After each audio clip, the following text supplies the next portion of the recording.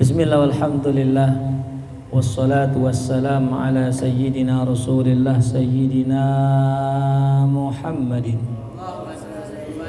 ibni Abdillah wa ala alihi wa sahbihi wa man tabi'ahu wa walah la hawla wa la quwwata illa billah amma ba'du. Alhamdulillah, kita melanjutkan pelajaran kita. Kalau kemarin kita membahas tentang adab sholat, maka pembahasan kita malam hari ini adalah adabul insan fiz zakati was sadaqah. Adab ketika membayar zakat dan bersedekah. Kaifa adabul insan fiz zakat? Bagaimana adab seorang manusia di dalam berzakat atau bersedekah? Yang pertama, at-ta'jil an waqtil wujubi, yaitu bersegera dari waktu wajibnya. Ya.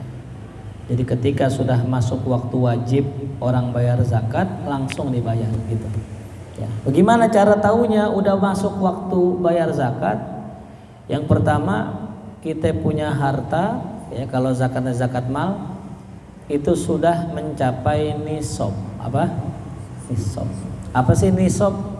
Nisab itu adalah batas di mana harta sudah wajib dizakatkan. Ya. Kalau kita punya duit nih ke tabungan misalnya, di rekening kita tabungan ada 100 juta misalnya gitu. Ya. Ada nggak? Misalnya ya ada duit 100 juta. Nah itu ada zakatnya tuh. Udah mencapai nisab. Ya. Lalu yang kedua, zakat itu wajib kalau sudah mencapai 1 tahun atau istilah fikihnya haul, ya. Sudah mencapai nisab dan juga sudah diam, tidak bergerak, ya, tidak terpakai selama berapa? 1 tahun. Itu wajib, ya. Nah maka kalau seandainya kita punya duit di bulan Januari tahun ini, ya, itu duit nggak dipakai dan duitnya banyak tuh, seukuran 100 juta misalnya, maka tahun depan sudah wajib zakat. Ya. Dan wajibnya itu jatuh persis bulan Januari. Ustaz, boleh nggak kalau kita bayar bulan Februari? Boleh. Cuman siapa yang tahu umur, ya. Takut-takut kalau seandainya kalau kita nggak bayar langsung, kita kena dosa akibat meninggalkan zakat. Ya. Itu yang pertama, ya. Ta'jil an waqtil wujub idharon, sebagai bentuk idhar, menampakkan, lirraghbah, keinginan, fil imtisal, dalam mengerjakan perintah Allah. Itu ya. Jadi kalau kita ame ibadah itu kudu kelihatan kayak pengen gitu. Kudu menampakkan kegirangan, menampakkan kesenangan sama ibadah. Ya, jangan sampai naudzubillah, ya, kita giliran sesuatu yang nggak ibadah girangnya luar biasa, tapi ketika ibadah malas-malasan. Biisalis surur, dengan menyampaikan kegembiraan, ya. Ila qulubil fuqara, kepada hati orang-orang fakir. Bismillah.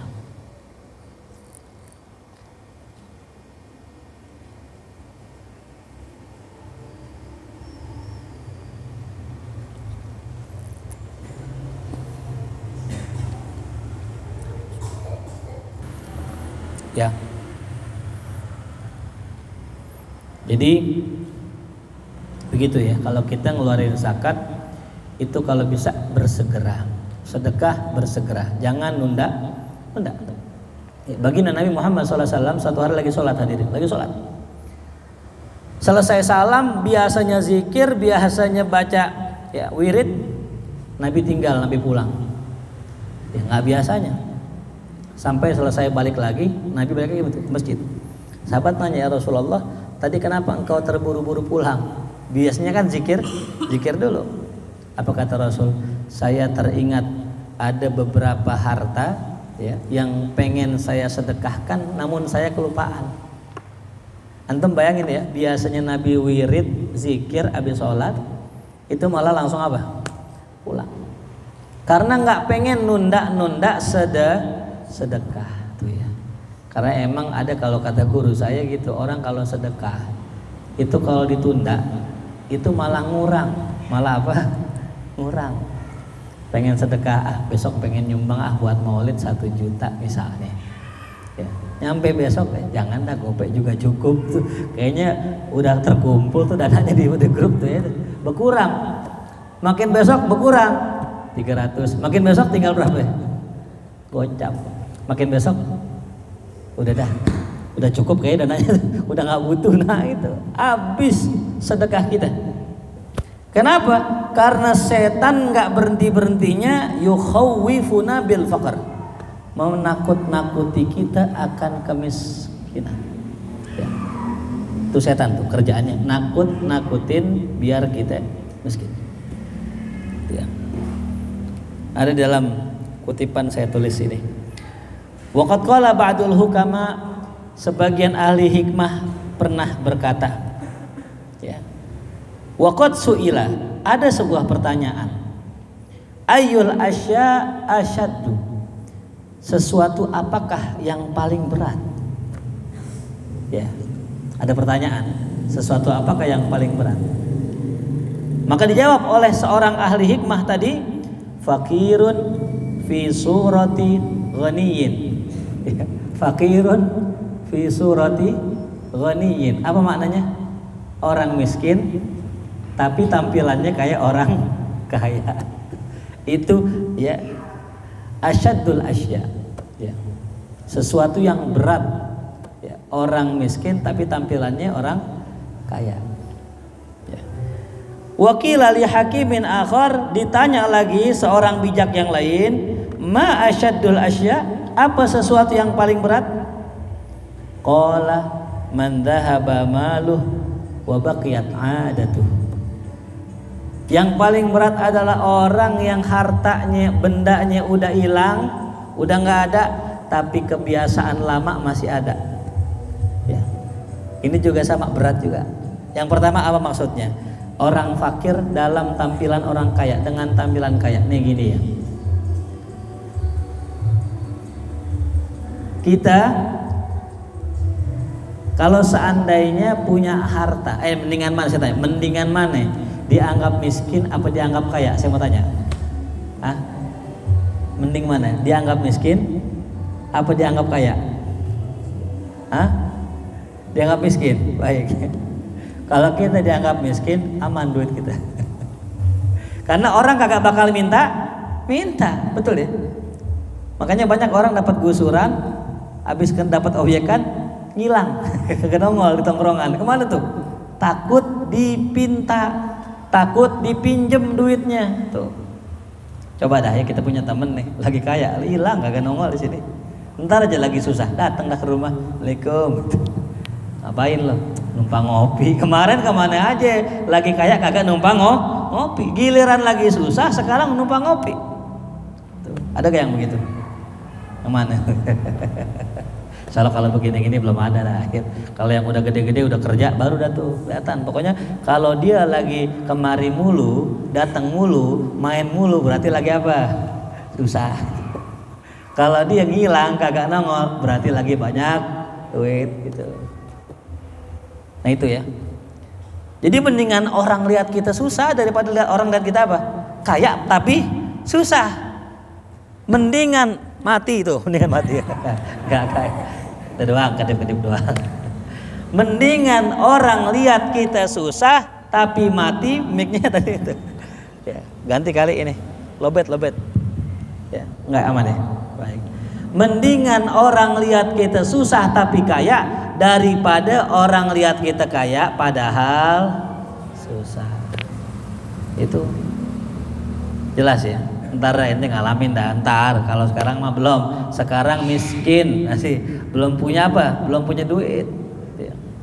Nah yang kedua, siapa orang yang paling berat lagi? Man dhahaba malu, orang yang nggak punya duit tapi gaya hidupnya kayak orang banyak duit. Ya. Kebutuhannya kayak orang banyak duit. Tuh berat. Kita punya rumah, pasang listrik dah tuh. Awalnya cuma 200 sebulan. Ya, berapa listrik di rumah sebulan? 500 baik. Ada yang masih 200 ini, yang nyalain dispenser doang tuh. Ya. Ada orang bayar listrik cuman cepet sebulan, naik 200 sebulan. Biasa normal 200. Lama-lama makin banyak jadi 1.500.000. Lama-lama karena dia makin usahanya makin sukses, dagangannya masih makin banyak, mau naikin daya jadi bayarnya 5 juta sebulan. Itu usaha lancar, alhamdulillah. Selama setahun lancar, tahun depan usahanya bangkrut. Listrik turun apa enggak? Duit nggak ada, tapi pengeluaran sama itu yang dikatakan asyaddul asya. Ya. Makanya kita kalau mau naikin gaya hidup kita pelan-pelan. Ya, biasa naik motor jangan coba-coba naik mobil ya. Naik motor aja masih pilih-pilih ini yang murah pertalite ya. Belum makomnya ente kalau punya mobil. Punya mobil paling banter nih, ini kali aja mobil 1 juta umat itu ngisinya paling dikit aja, paling dikit ya cepet ya. Kalau full 300 itu nggak sebulan, itu 300 nggak nyampe sebulan. Kalau bolak-balik jauh paling 3 hari ya. Kalau rada deket-deket ya paling seminggu. 300 kali 4 berapa Ali? 1.200.000. Itu baru bensin, belum etol. Etol ya. Nah yang repot udah biasa nih naik mobil ya, kebiasaan naik mobil, entar giliran susah. Nah kalau masih punya kebiasaan lama, susah berat kita. Dah jual mobil, jarin dah gengsi, nggak apa-apa kita nggak punya mobil gitu. Yang penting jangan sampai hidup susah ya. Kan sebenarnya yang bikin susah kita sendiri. Gitu ya. Gaya hidup yang bikin orang susah. Gitu ya. Tahu tinggal di kosan ada gak? Pernah dengar gak? Kosan 4 juta sebulan, pernah dengar? Kosan 4 juta sebulan. Itu di Red Doors. Red Doors itu saya kemarin dia nanya sama orang, katanya sebulan 4 juta. Itu mah gaji kita itu ya. Sebulan 4 juta, habis gajian habis buat bayar apa tuh? Red Doors, minumnya besok air keran. Makanya nungguin Jumat berkah. Seminggu bagi 7 hari itu. Allah. Ya. Makanya saran saya buat para pengurus masjid nih, kalau bisa jangan Jumat berkah doang, ada Senin berkah, Selasa berkah, Rabu berkah. Insya Allah hidup orang miskin makin berkah. Kalau bisa digilir-gilir. Nih besoknya Al-Ikhlas Jumat berkah, ya Al-Fajri Sabtu berkah, As-Salafiyah Minggu berkah. Kan enak gitu, bener gak? Nah kerjaan kita ngapain? Keliling masjid tuh. Lah ini maaf kata nih, saya mau tanya, yang ngambil Jumat berkah, saya mau tanya, emaknya masak gak? Masak di rumah. Yang ngambil bocil-bocil nih. Ya maaf nih, ente kalau masih kecil-kecil jangan ngambil Jumat berkah, saya saranin. Kenapa? Emak ente nasinya nggak kemakan di rumah. Itu yang ngambil Jumat berkah. Satu, kalau bisa orang susah. Ya orang susah. Ciri orang susah kalau ke warteg lauknya atu, tuh orang susah tuh. Iya, lauknya atu. Ciri orang susah kalau ke warteg lauknya atu. Bang, karo opo mas? Karo endok gitu. Terus apa lagi? Udah itu aja. Nah susah tuh orang susah. Orang susah tuh. Ya. Tapi kalau makannya tuh 3 lauk, telur pakai sayur, pakai perkedel, pakai waduh nih awal bulan nih berarti itu. Ya. Kasihan tuh yang orang-orang susah, dia pengen makan kagak ada. Kenapa? Diambil bocil-bocil. Dimana tuh bocil pinter banget lagi, sholatnya dekat tempat Jumat berkah teh. Udah gitu ngambil 2 lagi. Allahu Akbar. Haram ya, haram. Nggak boleh ngambil Jumat berkah 2. Dalilnya dari mana Ustadz ya? Ya kan si yang ngasih niatnya yang ngasih nih, ngasih sarang atau orang. Tapi ada orang ambil 2, haram kecuali 2 ini dibuat orang. Gitu ya. Afhum? Gitu ya. Jadi besok kalau bisa nih yang di rumahnya masak ya, jangan ngambil buat berkah. Ya. Ngambil boleh, kasih orang susah yang nggak makan tuh, luar biasa pahalanya double. Pahalanya double. Ini bukan haramin bukan ya, kalau bisa jangan tuh ya. Tapi kalau emak kita nggak masak, pas banget itu ya tuh ya. Emak nggak masak, Ya, jam 11 sudah di masjid. Tuh. Kalau bisa duluan, Bang, saya duluan dah Bang gitu. Pulang habis dapat Jumat berkah, pulang kagak sholat Jumat. Allah ya. Kemudian apalagi wa mubadaratan li awaikiz zaman, dan juga mendahulukan itu yang namanya bayar zakat sebagai bentuk mubadarah, bersegera. Ya. Li awaikiz zaman, menghadapi rintangan-rintangan zaman. An yu'awwaq anil khairat, yang mana itu merintangi daripada kebajikan. Ya, jadi jangan sampai nih orang-orang yang harusnya dapat pada saat itu udah ngarep-ngarepin tertunda tuh ya. Ini makanya kalau kita mempekerjakan orang ya, kalau bisa jangan sampai keringatnya udah kering baru dibayar. Istilahnya begitu. Ya, yang ajaran Nabi bagaimana? Bayar itu upah daripada pekerja sebelum keringatnya kering. Ya. Barangkali itu pekerja punya utang, ya dijanjiin, Mbak nanti minggu besok saya bayar, ternyata karena duit gajinya terhambat, akhirnya nggak bayar. Tuh. Wa ilman bi anna fit takhir afatun, nah ma'a ma yata'arradul abdu lahu minal isyan. Dan juga kenapa didahulukan? Karena ia tahu bahwasanya di dalam menunda itu terdapat banyak afat, penyakit. Kalau nunda sedekah, nunda zakat itu banyak penyakitnya. Apa penyakitnya? Yang pertama bisa jadi dia maksiat gara-gara dinunda. Duit banyak, nggak buru-buru dikasih, akhirnya duitnya kepake. Banyak nggak begitu?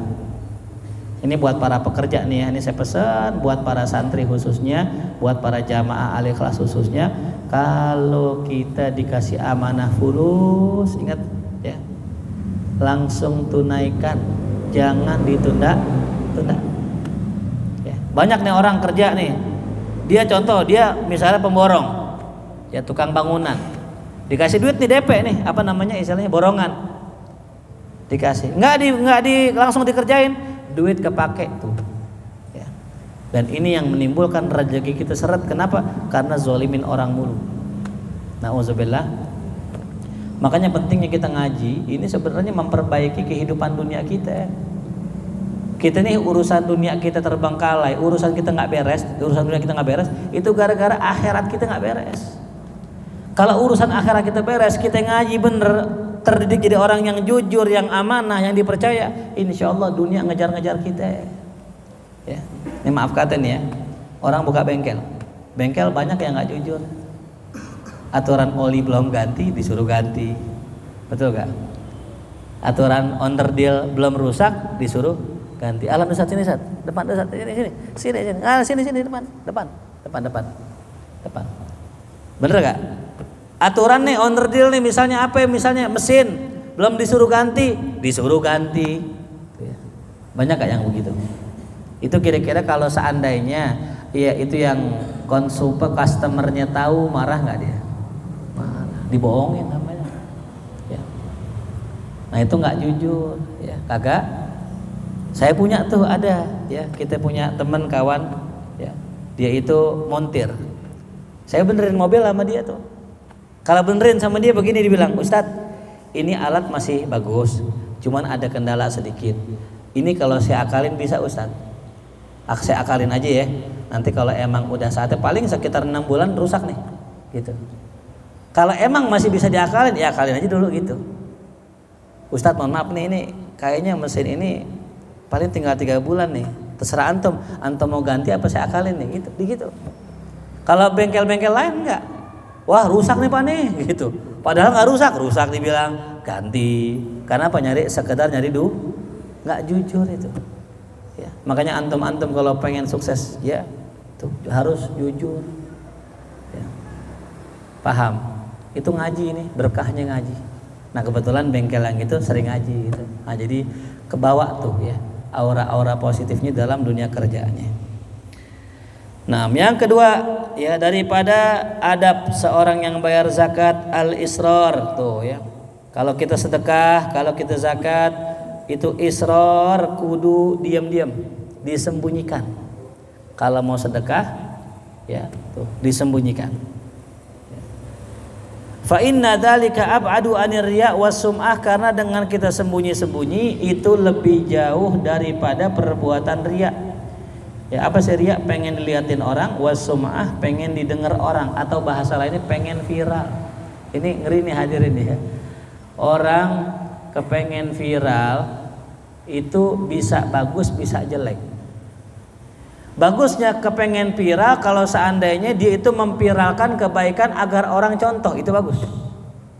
Tapi kalau kepengen viral, pengen dianya terkenal, ini namanya hubbus syuhrah, cinta dengan popularitas. Ini bahaya. Ya. Dalam sebuah makalah saya pernah dengar, tidak akan tumbuh iman di dalam hati orang yang kerjaannya nyari popularitas. Istilahnya kalau kita buka YouTube beli subscriber, kalau main Instagram beli follower. Ada gak yang begitu? Terus apa? Aneh pengen centang biru, centang biru. Ya. Ngapain centang biru? Pengikut cuma 300 begitu ya. Temen 300, follower 300, centang biru, ya Allah ketahuan banget belinya. Biar kenapa itu? Tapi innamal amalu niat. Kita nggak boleh ya bilang orang ini salah yang pakai centang biru, enggak. Lihat niatnya dah. Gitu. Kalau seandainya gini, oh kan kalau centang biru itu kan pertanda ini akun asli, ya boleh-boleh aja. Tapi kalau ada sesuatu yang dicari misalnya, ya entar dunia atau apa, nah itu bisa merusak niat kita. Nah sama tuh kalau sedekah, paling bagusnya kita mengerjakan secara diam. Dan ulama, para aulia, para solihin, mereka punya cara yang begitu banyak ketika mereka bersedekah. Ya, ini yang mesti kita contoh. Ada ya orang kalau sedekah tuh gini modelnya, dikumpulin duit, udah banyak, dikeliling. Ini ulama ya, pakai topi, pakai jaket, pokoknya nggak menampakkan di itu ulama. Ya. Dia keliling tempat, dilihat ada orang susah dikasih, ya. Ditutupin mukanya, dikasih. Orang nggak tahu tuh. Beda sama orang kayak aneh nih, aneh pakai sorban rapi begini, bagi-bagi duit begitu. Iya beda. Bisa jadi ria gak? Iya bisa jadi, tapi juga bisa jadi ikhlas. Kita nggak tahu niat orang, tapi buat kita rentan. Ya. Jadi dikumpulin dulu duitnya, sampai banyak baru dibagiin. Itu namanya isror, sembunyi. Ada lagi yang main gantungin aja tuh, ntar beras taruh depan rumah pintu orang, ditulisin beras untuk Bapak Fulan, nggak dikasih tahu siapa namanya. Atau dibilang begini, Pak, nanti kalau ada si Fulan kemari beli beras, udah saya bayarin. Kalau ditanya dari siapa, udah bilang aja dari hamba Allah gitu. Datang tuh orang miskin ke warung, beli beras, dikasih, oh udah dibayar sama si Fulan, dibayar sama hamba Allah gitu, udah. Ada lagi yang unik ya, orang di tempat tempat stasiun, tempat pengantrian, bicara sedekahnya begini, diambil duit dia, ditaruh bawah, dilempar ke bawah. Habis dilempar ke bawah dibilang, Bu maaf Bu, duitnya jatuh. Ya, yang punya yang ini, oh iya, makasih ya, makasih. Padahal duit dia. Banyak macam-macam caranya. Yang jelas ya, in tubdus shadaqah fa ni'ma hiya. Kalau ente tampakkan sedekah ente, itu bagus. Allah nggak bilang jelek ya, sedekah terang-terangan bagus. Wa in tukhfuha wa tu'tuha ilal fuqara fa huwa khairul lakum. Tapi kalau ente sembunyikan itu dan ente kasih kepada orang-orang fakir, orang miskin, itu lebih baik. Jadi kalau ngomongin sedekah, zahir bagus, sembunyi-sembunyi lebih bagus, lebih baik itu ya. Itu yang Masya Allah. Cuma pernah ada pertanyaan gini, Ustadz kalau kita ngasih diem-diem, ntar kalau orang nggak terima gimana? Nah ini dia. Jadi pernah ada orang ngasih nasi uduk tiap pagi digantungin depan pintu rumahnya. Ternyata tetangganya nggak makan. Kenapa? Dipikir nasi siapa nih? Buat siapa nih? Nggak tahu, dibuang sama dia tuh. Bagaimana caranya biar itu nasi diterima? Tulis nama. Ya tulis nama. Dari hamba Allah untuk Ibu Fulan, selesai gitu. Udah. Ya, tapi orang macam-macam ya. Wah diracun, jangan-jangan racun lagi, jangan. Akhirnya dibuang juga. Nah, udah kalau begitu harus dengan cara terang-terangan gitu. Kalau memang sedekah nggak bisa diam-diam, udah terang-terangan nggak apa-apa. Tapi perbaiki niat kita. Ada kasus ada seorang sedekah diam-diam di zaman baginda Rasulullah SAW. Diam-diam sedekah. Habis diam-diam ngumpet-ngumpet, ternyata setelah sedekah ketahuan namanya orang bahwasanya yang sedekah dia dan namanya terkenal karena sedekahnya banyak. Lantas dinanya sama Rasul, ya Rasulullah bagaimana kasusnya seperti ini? Saya sudah sedekah diam-diam, kemudian ketahuan orang. Ya. Apa kata Rasulullah dalam hadisnya? Au kama qala Nabi sallallahu alaihi wasallam, ya. Engkau mendapatkan pahala sir dan engkau juga mendapatkan pahala terang-terangan. Jadi berapa pahalanya? 2. Allahu Akbar. Indah benar ya. 2 pahalanya, padahal sedekahnya sekali. Tapi pahalanya dihitung double. Kenapa? Karena dia sudah mencoba untuk sembunyi-sembunyi yang afdol, tapi ternyata itu ketahuan sehingga menjadi contoh uswah teladan yang baik buat orang lain. Jadi double pahalanya itu. Cuman ya kalau kita sedekah terang-terangan ada fadilahnya. Contoh Rehan misalnya. Rehan pengen ngajak temennya ngaji. Kita kalau mengajak orang ngaji itu ada caranya. Gimana caranya? Traktir. Ya. Ngopi nggak? Gitu, ngopi. Udah makan belum? Belum nih. Ya, gue beliin mie ayam ya. Kan terang-terangan namanya. Ya. Habis ngopi, beliin mie ayam, makan, ajaklah malam kosong nggak? Gitu. Kosong, ngaji yuk.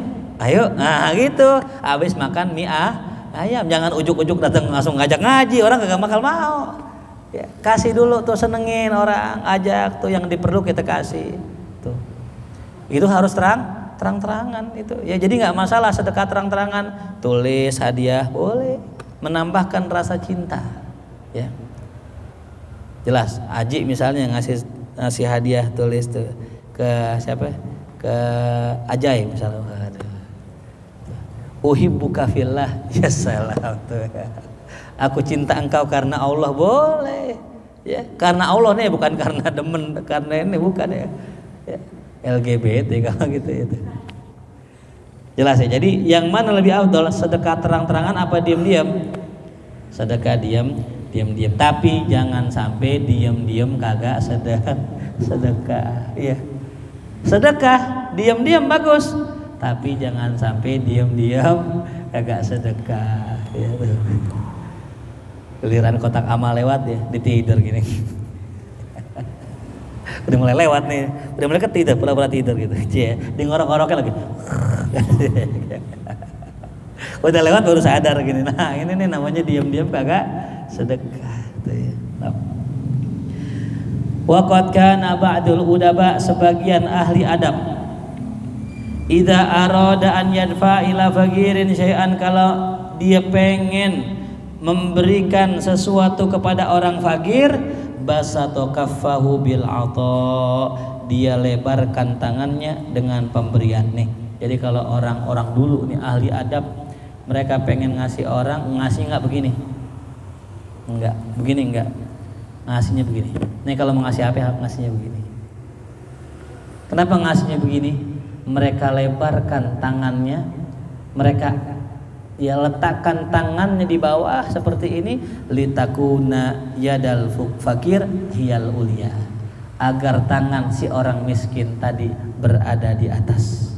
Karena kata baginda Nabi, tangan di atas lebih baik daripada tangan di bawah. Jadi kalau orang yang ngasih udah bagus, tapi dia begini tuh ya, agar orang miskin tidak menjadi hina. Mana bagus kita ngundang orang miskin dibagi ke rumah, apa kita datengin orang miskinnya? Datengin orang miskin lebih bagus ya. Nah, ya. Cuman kadang-kadang kita lihat dulu ya, kalau orang miskinnya gara-gara kita datengin dia jadi sombong, jangan ya.